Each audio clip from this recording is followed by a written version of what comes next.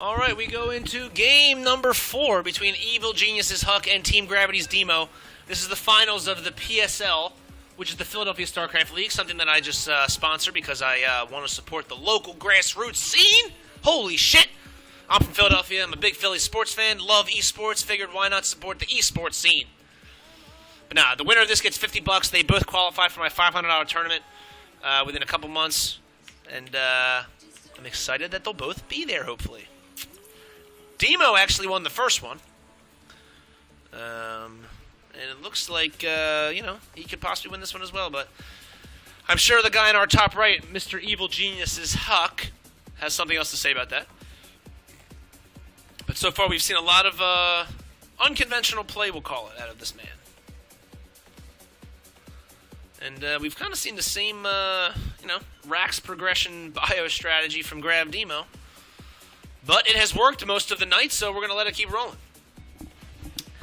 And now that we're on a huge, big map and we have tons of build orders, it's time for more trivia because I love it. I love getting the chat involved. I love useless facts. I know tons of shit about stuff I shouldn't know about, but for some reason I do. And you guys seem like a smart group because you're getting some of the hard questions pretty quickly. So, let's get back into it.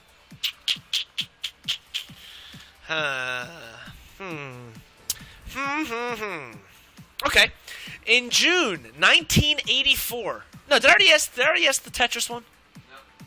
I didn't ask that one, right? No. In June 1984, Alexei Pachitno, who was working for the Soviet Academy of Sciences tasked with testing new hardware systems, developed a simple game using text-based tetraminos, which 2 years later would evolve to be one of the most popular and iconic video games of all time that I still play on my cell phone every time I take a shit, and it's called Tetris. On the Game Boy version of Tetris, there is a theme song called Type A, which is the most popular song of Tetris. Trust me, you know it, you've heard it before. It is actually based off of a musical arrangement of a 19th century Russian folk song about a woman and a peddler as they argue over the price of goods. What is the name of this Russian folk song that Tetris Type A is named after? Woo! As we see DeeMo go for a early factory. Now this looks like to me like an early the beginnings of a Banshee build. If at 50% of this factory he goes his second gas, I'm going to almost guarantee he's going Banshee. And,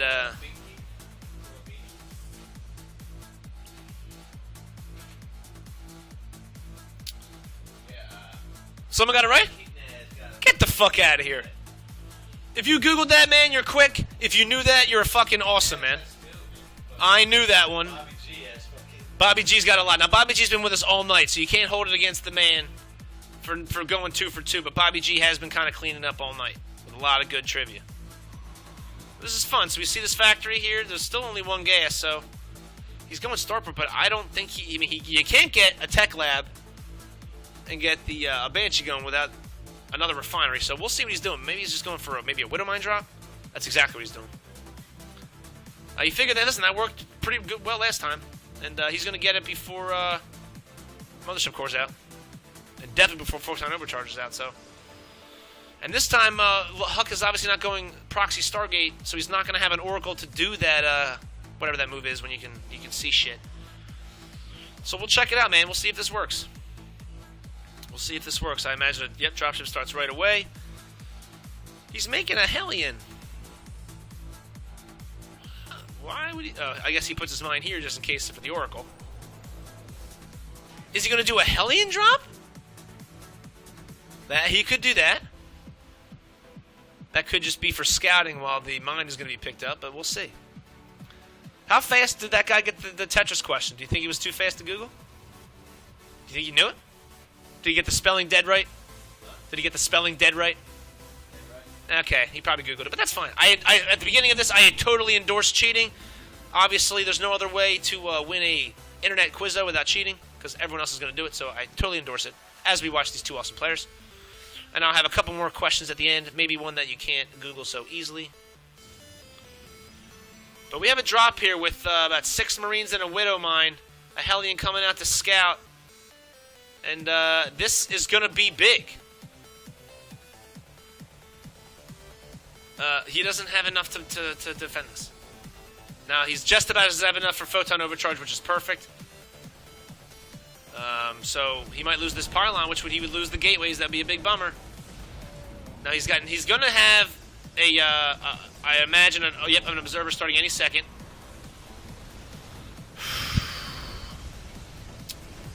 This is definitely good. I mean, this is definitely good defense by Huck, no doubt. But I mean, this is doing some damage for sure. I mean, these are shut down. The mine is still here. There's really now this is going to get cleaned up any second. Yep, that was good D. But he had to evacuate all the probes, and there's really no answer for these Hellions right now. Yeah, he'll get out of there alive. But that was good. That was good pressure by DeeMo. Definitely caught some probes. But I would say equally as good defense from Huck. 2 more racks for the Team Gravity players. He also gets an engineering bay. Starting his upgrades. He's still on single supply depot production here, but looks like this poor tech lab's getting bagged for now. And Huck's coming in for a nice itsy peek. Killing these fucking rocks that I always forget to kill, and I always shoot stuff. I always shoot it. But looks like we're just going to be seen probing up here. So while we do that, let's come up with another one.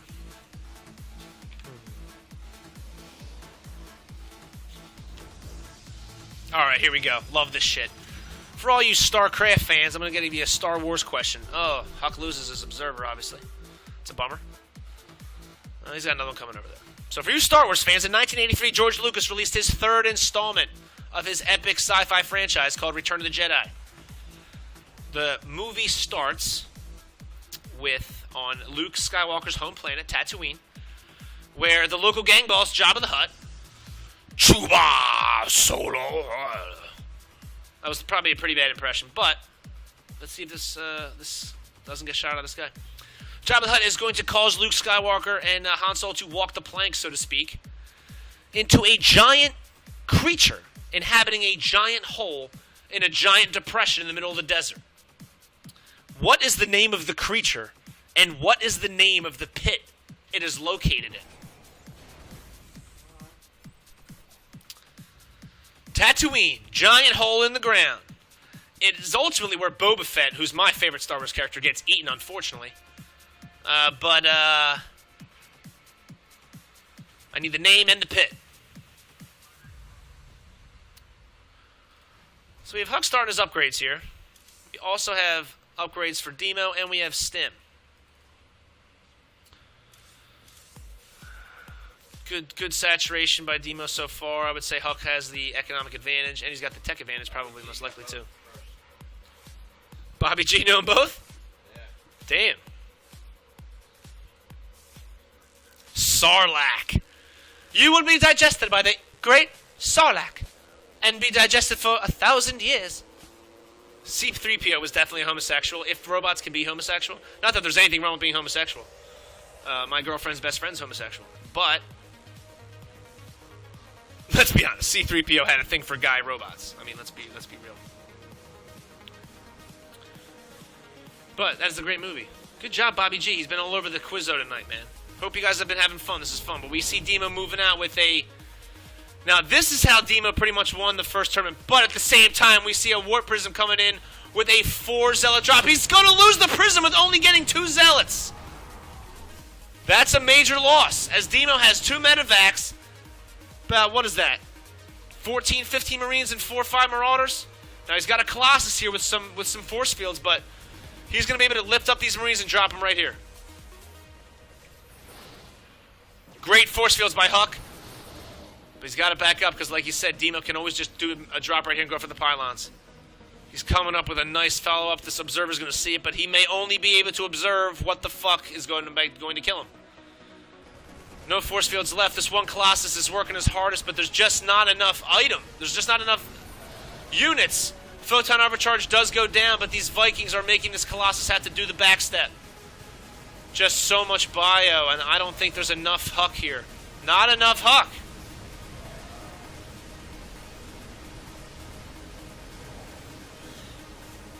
Another Colossus coming out, though, with Photon Overcharge. These probes are saying, hey, dude, I don't respect you. And they're up in his face, but here he goes for the drop. And Huck lucked out there. He lost a whole medevac full of units. And that was a ton. And he might be able to clean this up now, to be honest with you. With some warpins, Huck got really lucky that photon overcharge killed that medevac because DeeMo had a good now. Now DeeMo's just going to probably do a nice follow-up here because he's got about a 30 supply lead. Huck lost his Nexus. He's making Colossus. He lost his 3 Colossus, by the way. Not looking too good for our Evil Genius player.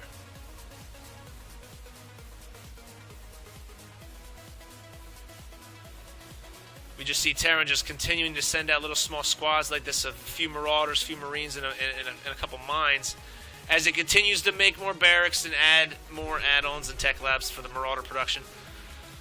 Vikings go for that Colossus, but only shields this time. But right now, like I said, I just don't think Huck can produce the kind of defense he needs right now.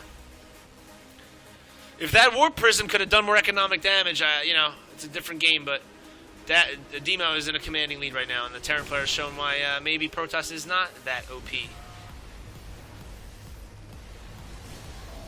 Colossus goes down, and so do the dreams of Huck as the Stim Bio takes their drugs and gets nice and hyper and kills the mothership core. Well, maybe not. Maybe not. How long can Huck defend this?